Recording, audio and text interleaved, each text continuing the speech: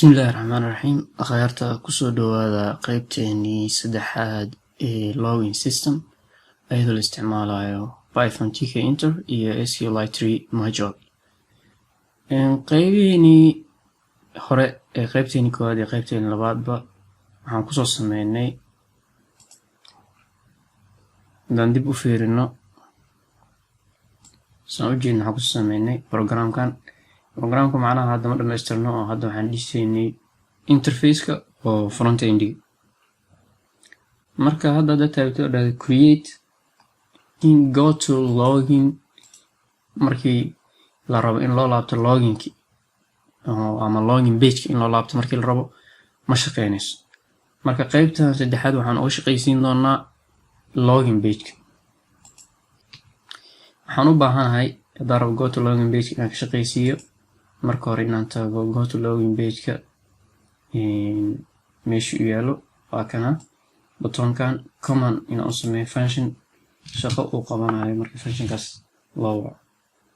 Shaqadaas waxaa waaye horta commandka aan qorto.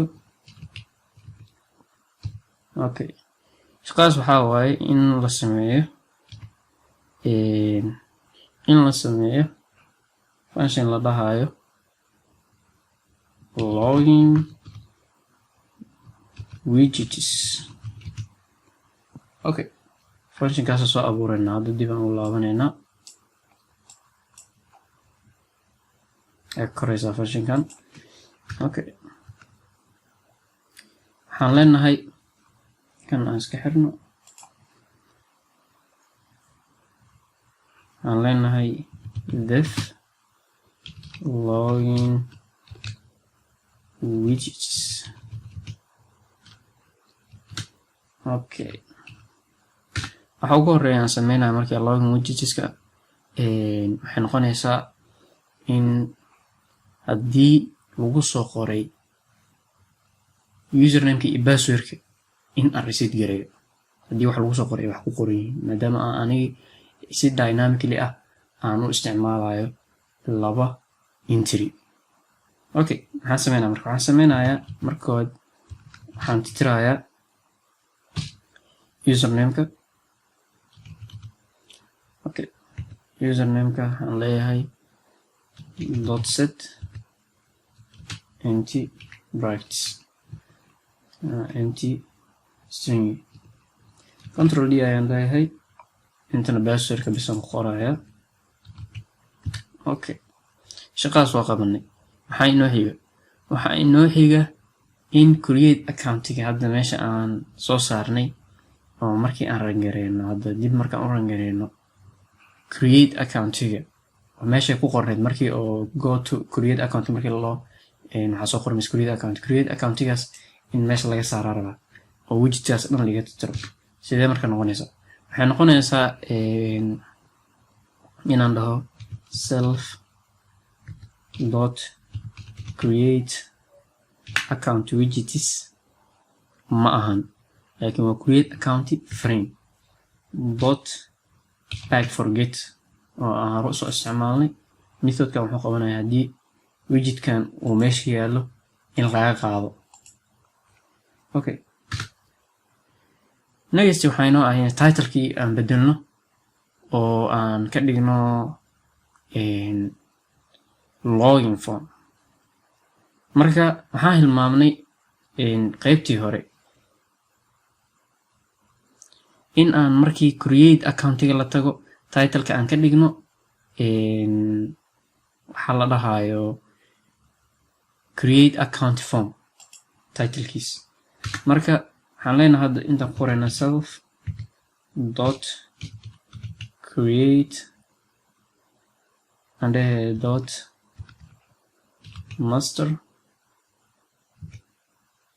wuxuu ahaa koraan soo fiirino wuxuu ahaa dot win markaa dhahdid kadibna dot title si explicitly ayaad qoraysaa maadaama uu soo bandhigay. Title-kaas wuxuu qaadan doonaa method wuxuu qaadanayaa qoraalkii title create account form. Okay, marka inta aad ku sameeyay taas kor markii la taabto buttonka login kan waxaa rabaa inuu title-ka laga dhigo login form. Sidee ku dhaca marka kan soo koobiyey is dhiban asigii meesha kusoo celi kadibna waxaa dhahdaa intaan waxaa ku bedeshaa login form. shaqadaas waa ka dhamaatay. waxaa inoo xiga in headkii oo create account-kii macnaha qaybta sare ee rootkeena ama shaashadda waxaan kusoo qornay create account. markaa create ka taabanay waa inaan u celinaa haddana login form. waa inaan u celinaa login macnaha bes.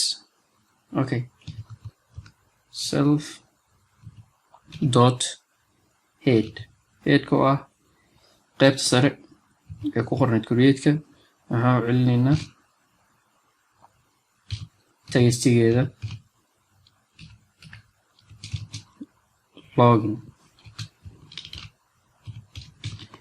That's it. waxa kaliya ee noo dhiman waxaa waaye in aan soo muujino loginkii dib aan usoo muujino markii create-ka la aadin dib lasoo laabanayo go to login page haddana mar laha. marka saas darteed waa inaan dhahnaa self dot login frame dot back. intaas bas ayaa naga dhibneed. waxaa inaga maqnaa meeshan oo ah self dot ayaa naga maqneed. let's get into it. hadda dib u rangareyno. okay, waa soo kacay. okay, create account buttonka markaa taabto wuxuu igeeyay create account. saa ujeeda headka waa meeshan waa la bedelay. haddii aan go to login ku laabto waa kaasa loginka saan laga dhigay. create account haddaa ku laabto saan waaye. haddaa go to login ku laabto saas waaye. laakiin waxaa noo dhiman laba shaqo. shaqadaas oo ah in shaygan markii create account la dhaho account-kan markii wax inta lasoo geliyo la abuuro iyo markii go to login la dhaho oo account-kii la abuuray inta markii qofkii uu login dhaho inuu rabo inuu user ku galo iyo password laga aqbalo oo kadibna uu galo. labadaasba ma shaqeynayaan. shaqadaas iyo shaqadan baa noo dhiman tahay. assalaamu calaykum waraxmatullaahi wabarakaatuh. intaas ayay noo eg tahay qaybteennii 3.